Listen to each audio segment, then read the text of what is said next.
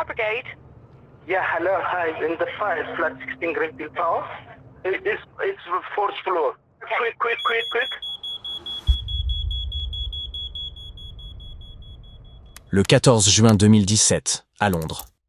Au 4e étage de la tour Grenfell, Beailou Kebede est tiré de son sommeil par son détecteur de fumée, juste avant 1h du matin. Il se précipite vers la cuisine et découvre des flammes près de son réfrigérateur, déjà en train de se propager. Le cœur battant, il appelle les secours, sans imaginer que cette nuit deviendra l'une des pires catastrophes de l'histoire récente d'Angleterre, emportant 72 vies. Il est 1h07 du matin. Les premiers pompiers arrivent dans l'appartement de Kebede et aperçoivent un véritable rideau de feu montant jusqu'au plafond de la cuisine. Les flammes et les gaz brûlants s'échappent déjà par la fenêtre. C'est le début d'un cauchemar violent et incontrôlable. Partout dans la tour Grenfell, les habitants se réveillent au son des sirènes et des cris. Lorsqu'ils ouvrent leurs portes, beaucoup se retrouvent face à une fumée dense et étouffante, rendant la respiration difficile. Les pompiers parcourent les couloirs, frappent aux portes et demandent aux résidents de rester à l'intérieur de leurs appartements. Certains sont conduits vers des logements plus sûrs, où voisins se regroupent, effrayés et perdus, dans l'attente d'un secours. Les flammes gagnent du terrain à grande vitesse, puis des messages commencent à arriver de l'extérieur. Appels, textos, photographies. Famille et amis regardent, horrifiés, la tour en flammes. Antonio Roncolato, installé à Grenfell depuis 27 ans, se retrouve prisonnier dans son appartement lorsqu'il reçoit de son fils une photo montrant le bâtiment en feu. Une seule pensée lui traverse alors l'esprit. Me voilà dans de beaux draps. Et, comme lui, de nombreux habitants commencent à comprendre que s'échapper pourrait être impossible. Il est 1h58 du matin. Beaucoup sont déjà parvenus à quitter les étages inférieurs. Mais les pompiers estiment qu'entre 100 et 200 personnes se trouvent encore à l'intérieur. Elles sont terrifiées et piégées. Des enfants pleurent. Les voisins entendent que les bruits et les cris, tandis que l'incendie continue de faire rage. Nombreux sont ceux qui craignent que l'immeuble ne s'effondre à tout moment. Ceux qui sont encore en contact avec la ligne d'urgence anglaise, le 999, reçoivent l'instruction de rester à l'intérieur. Mais certains décident d'ignorer ces consignes. Pris de panique, ils tentent de se sauver par tous les moyens possibles. Certains essayent de sortir par les fenêtres en utilisant des draps noués entre eux. D'autres enroulent des serviettes mouillées autour de leur tête et courent désespérément vers les escaliers. Ils se heurtent, trébuchent, enjambent ceux qui sont tombés. Dans cette panique, beaucoup glissent dans les marches, chutent lourdement et se blessent. La fumée est si dense qu'il devient impossible de voir. Leurs yeux brûlent, leur gorge s'enflamme, et une odeur de plastique brûlé envahit l'air. Des gens piégés aux étages supérieurs font clignoter la lumière depuis leurs fenêtres pour tenter d'attirer l'attention. Au 22e étage, Tony Dyson est lui aussi coincé. On lui ordonne de rester où il est, mais la situation devient terrifiante. Désespéré, il appelle sa femme à l'aide. Elle le supplie de quitter l'appartement, de tenter quoi que ce soit pour survivre, mais les derniers mots qu'elle entend sont « c'est la fin, c'est fini pour moi ». Il est 2h09 du matin. 34 appartements sont entièrement ravagés par les flammes. La vitesse et l'ampleur de l'incendie créent un défi absolument inédit. Quelques instants plus tard, les responsables des secours changent d'approche. Au lieu de demander aux habitants de rester dans leurs appartements, ils leur ordonnent désormais de sortir, quoi qu'il arrive. Beaucoup paniquent et se précipitent aussi vite qu'ils le peuvent. Les pompiers doivent alors revoir leur plan initial pour aider les gens qui s'entassent dans la cage d'escalier. Mais cela réduit considérablement les chances de survie de ceux qui restent coincés dans leurs appartements, encerclés par les flammes. À ce moment-là, Rania Ibrahim, qui vivait dans l'appartement 203, envoie un message bouleversant à une amie. « Pardonnez-moi, tout le monde. Au revoir. » Tragiquement, elle fait partie de ceux qui perdront la vie après ce dernier adieu à leurs proches. À 4h30, tout l'immeuble est en flammes. Plus d'une centaine d'appartements ont été détruits.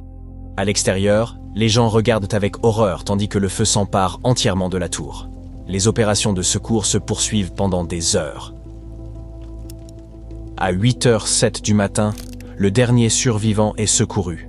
Elpidio Bonifacio, un retraité malvoyant. Il était resté piégé dans son appartement du 11e étage et expliquera plus tard qu'il avait perdu tout espoir avant que les pompiers ne le trouvent enfin et ne l'aident à descendre.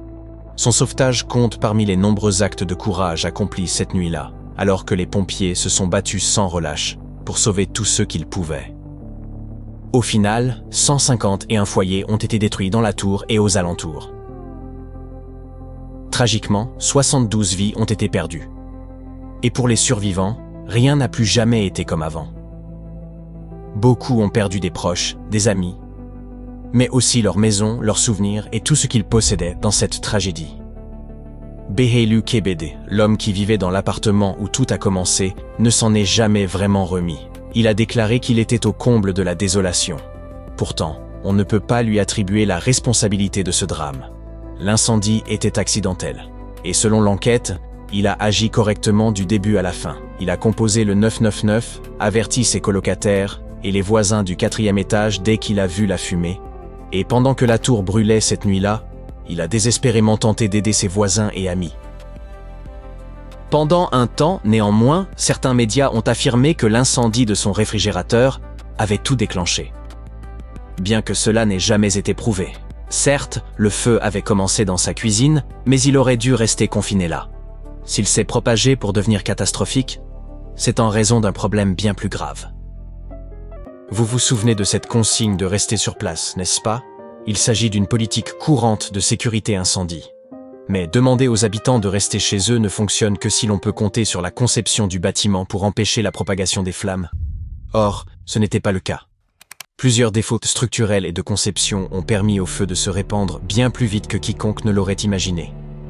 Le problème venait du revêtement extérieur ajouté lors de la rénovation de 2016. Ce dont, d'ailleurs, les résidents se sont énormément plaints. Ils ne supportaient plus le bruit permanent, la poussière, ni le fait que les ouvriers monopolisent sans cesse les ascenseurs. Lorsque les travaux furent enfin terminés, l'extérieur de la tour paraissait luxueux. Mais un problème demeurait. Ils avaient transformé un HLM tout à fait sûr en un immeuble d'aspect prestigieux, qui était en réalité un piège dangereux. Il offrait une belle apparence de l'extérieur, mais n'était absolument pas sûr. En réalité, la tour Grenfell avait été recouverte de panneaux composites en aluminium. À l'intérieur se trouvait un noyau en polyéthylène. Autrement dit, un plastique hautement inflammable, libérant une chaleur immense lorsqu'il brûle.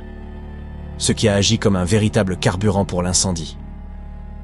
Sous ce revêtement se trouvait aussi une isolation thermique en mousse de polyuréthane, elle aussi combustible et facilitant la propagation du feu. Certains experts avaient déjà signalé que le revêtement ACM, ces panneaux en aluminium avec un noyau en polyéthylène, avait été identifié lors de tests antérieurs comme extrêmement dangereux. Il brûlait vite, produisait une chaleur intense et une fumée épaisse.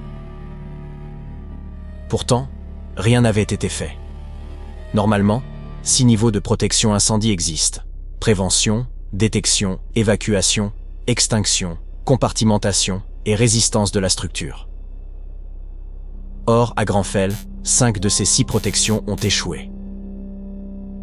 Depuis ce jour tragique, les survivants et les familles n'ont cessé de lutter pour la vérité, la justice et le changement.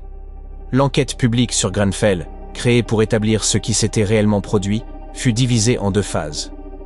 Son rapport final, publié le 4 septembre 2024, a condamné les autorités, l'industrie du bâtiment, et surtout les entreprises responsables de l'installation du revêtement inflammable sur la façade. Il a conclu que ce revêtement ne respectait pas les normes de sécurité incendie et constituait la principale raison de la propagation rapide du feu. Il a également critiqué les pompiers pour avoir tardé à abandonner la consigne « Rester sur place » au profit d'une évacuation totale, un retard qui a coûté un temps précieux et des vies humaines. L'incendie de Grenfell a transformé le pays de manière durable. Le rapport final a formulé 58 recommandations, dont d'importantes révisions des réglementations en matière de sécurité des bâtiments.